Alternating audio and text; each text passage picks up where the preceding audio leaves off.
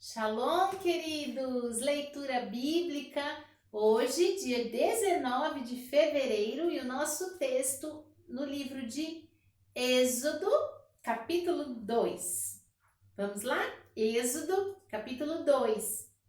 Foi-se um varão da casa de Levi e casou com uma filha de Levi.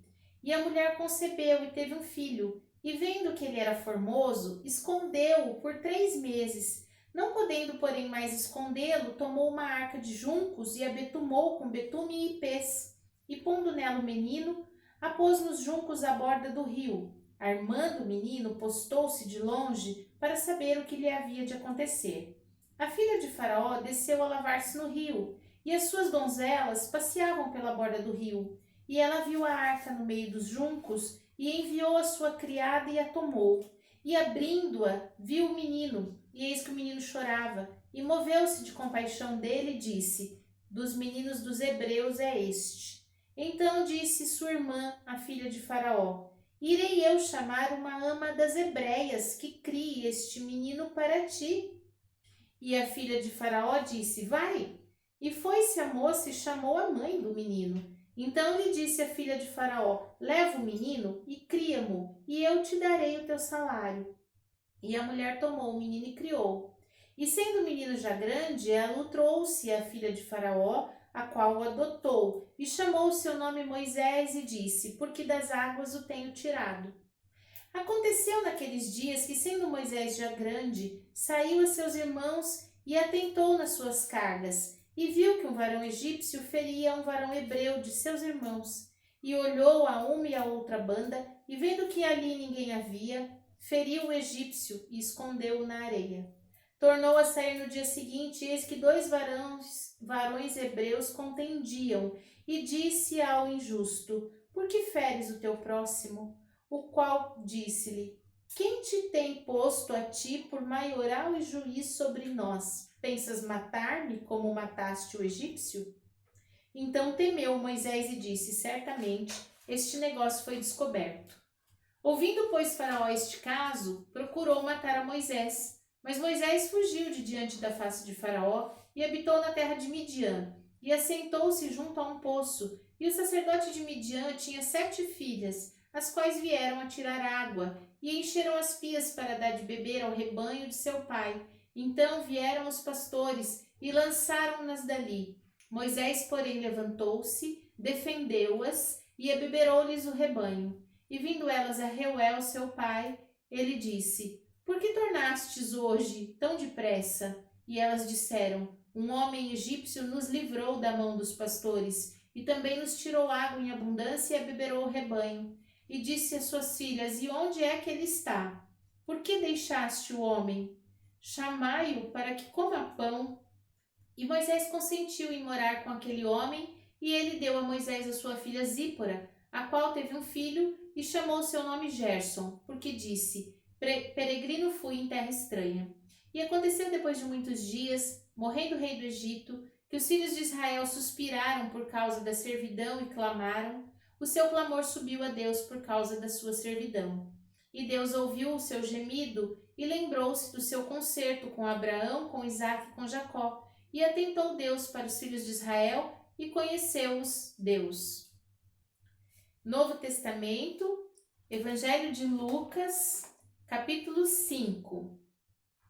Aconteceu que, apertando a multidão para ouvir a palavra de Deus, estava ele junto ao lago de Genezaré, e viu estar 2 barcos junto à praia do lago, e os pescadores, havendo descido deles, estavam lavando as redes. E entraram num dos barcos, que era o de Simão, e pediu-lhe que se afastasse um pouco da terra, e assentando-se, ensinava do barco a multidão. E quando acabou de falar, disse a Simão: Faze-te ao mar alto e lançai as vossas redes para pescar. Respondendo Simão, disse-lhe: Mestre, havendo trabalhado toda a noite, nada apanhamos, mas porque mandas lançarei a rede. E fazendo assim, colheram uma grande quantidade de peixes e rompia-se-lhes a rede. E fizeram sinal aos companheiros que estavam noutro barco para que fossem ajudar. E foram e encheram ambos os barcos, de maneira tal que quase iam a pique. E vendo isso, Simão Pedro prostrou-se aos pés de Jesus, dizendo: Senhor, Ausenta-te de mim, porque eu sou um homem pecador. Pois que o espanto se apoderara dele, e todos os que com ele estavam, por causa da pesca que haviam feito. E de igual modo também Tiago e João, filhos de Zebedeu, que eram companheiros de Simão. E disse Jesus a Simão: Não temas, de agora em diante serás pescador de homens. E levando os barcos à terra, deixaram tudo e o seguiram. Aconteceu que quando estavam em uma daquelas cidades, eis que um homem cheio de lepra, vendo Jesus, prostrou-se sobre o seu rosto e rogou-lhe, dizendo: Senhor, se quiseres, bem podes limpar-me. E ele, estendendo a mão, tocou-lhe, dizendo: Quero ser limpo. E logo a lepra desapareceu dele. E ordenou-lhe que a ninguém o dissesse, mas disse-lhe: Vai, mostra-te ao sacerdote e oferece pela tua purificação o que Moisés determinou para que lhe sirva de testemunho. Porém a sua fama se propagava ainda mais, e ajuntava-se muita gente para o ouvir, para ser por ele curada das suas enfermidades. Porém ele retirava-se para os desertos e ali orava. E aconteceu que, em um daqueles dias, estava ensinando e estava ali assentados fariseus e doutores da lei que tinham vindo de todas as aldeias da Galiléia e da Judéia e de Jerusalém. E a virtude do Senhor estava com ele para curar. E eis que uns homens transportaram numa cama um homem que estava paralítico e procuravam fazê-lo entrar e pô-lo diante dele.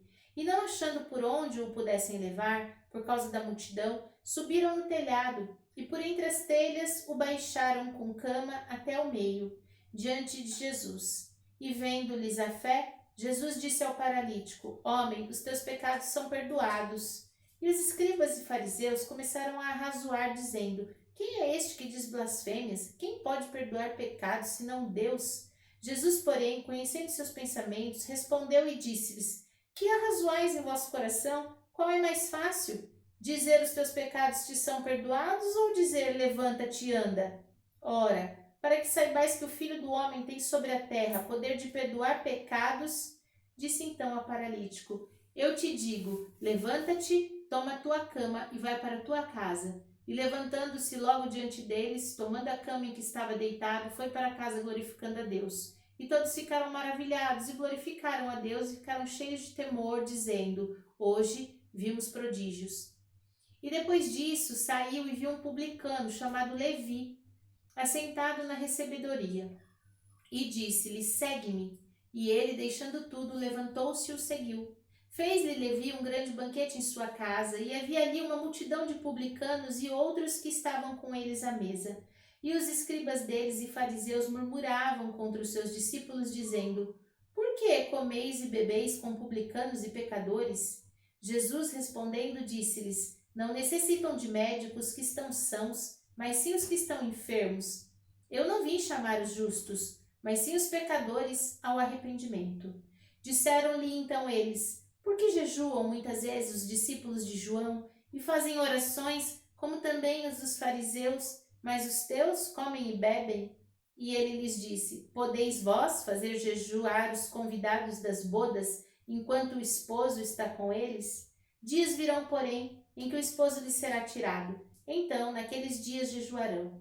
E disse-lhes também uma parábola: Ninguém tira um pedaço de uma veste nova para coser uma veste velha, pois que romperá a nova e remendo não condiz com a veste velha. Ninguém põe vinho novo em odres velhos, de outra sorte, vinho novo romperá os odres e entornar-se-á o vinho e os odres se estragarão. Mas o vinho novo deve ser posto em odres novos, e ambos juntamente se conservarão. E ninguém, tendo bebido o velho, quer logo o novo, porque diz: melhor é o velho. Velho Testamento, livro de Jó, capítulo 19. Respondeu, porém, Jó e disse: Até quando entristecereis a minha alma e me quebrantareis com palavras? Já 10 vezes me envergonhastes. Vergonha não tendes de contra mim vos endurecerdes? Embora haja eu, na verdade, errado, comigo ficará o meu erro. Se deveras vos levantais contra mim e me arguís pelo meu opróbrio, sabei agora que Deus é que me transtornou e com a sua rede me cercou. Eis que clamo violência, mas não sou ouvido, grito socorro, mas não há justiça. O meu caminho ele entrincheirou, e não posso passar. Nas minhas veredas pôs trevas, Da minha honra me despojou, tirou-me a coroa da minha cabeça, quebrou-me de todos os lados, e eu me vou. Arrancou a minha esperança como uma árvore, e fez inflamar contra mim a sua ira, e me reputou para consigo como um de seus inimigos. Juntas vieram as suas tropas, e prepararam contra mim o seu caminho, e se acamparam ao redor da minha tenda. Pôs longe de mim a meus irmãos, e os que me conhecem deveras me estranharam. Os meus parentes me deixaram e os meus conhecidos se esqueceram de mim. Os meus domésticos e as minhas servas me reputaram como um estranho. Vinha ser um estrangeiro aos meus olhos. Chamei o meu criado e ele não me respondeu. Cheguei a suplicar com a minha boca. O meu bafo se fez estranho à minha mulher e a minha súplica aos filhos do meu corpo. Até os rapazes me desprezam e, levantando-me eu, falam contra mim. Todos os homens do meu secreto conselho me abominam, e até os que eu amava se tornaram contra mim. Os meus ossos se apegaram à minha pele e à minha carne. Eu escapei só com a pele dos meus dentes. Compadecei-vos de mim, amigos meus, compadecei-vos de mim, porque a mão de Deus me tocou. Por que me perseguis assim como Deus, e da minha carne não vos fartais? Quem me dera agora que as minhas palavras se escrevessem?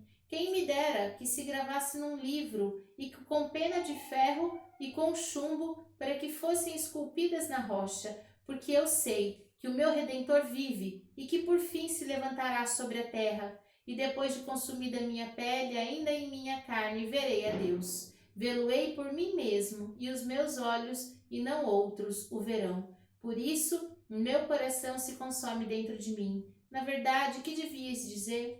Por que o perseguimos? Pois a raiz da acusação se acha em mim. Temei vós mesmos a espada, porque o furor traz consigo castigos da espada, para saberdes que há um juízo. Amém? Nós aprendemos então o nosso texto de hoje, de Êxodo capítulo 2, que Deus sempre ouve um clamor, porque Ele nunca se esquece da sua aliança. E em Lucas 5, nós vemos que Pedro lançou a rede porque Jesus mandou. Todas as nossas atitudes de fé devem ser respaldadas por uma palavra do Senhor. E em Jó, no capítulo 19, o verso 25 diz: Eu sei que o meu Redentor vive e que por fim se levantará sobre a terra, e os meus olhos o verão. Que essa seja sempre a nossa esperança e que seja sempre a chamar dele no nosso coração, saber que Jesus vive e ele virá, e nós o veremos e nos encontraremos com ele nos ares. Amém? Vamos orar? Pai santo, bendito, fiel, justo, nós te damos graças pelo teu amor, a tua misericórdia, pela tua presença e a tua palavra que não se aparta de nós. Pai, neste dia clamamos a ti, ó Deus, ajuda-nos, Senhor, a clamar com confiança, sabendo que aquele que nos ouve é um Deus vivo, é um Deus presente e que o Senhor virá, Pai, virá, e a sua palavra é que respalda a nossa fé. Em nome de Jesus, ó Deus, fortalece-nos, é o que te pedimos e agradecemos. Amém. Shalom!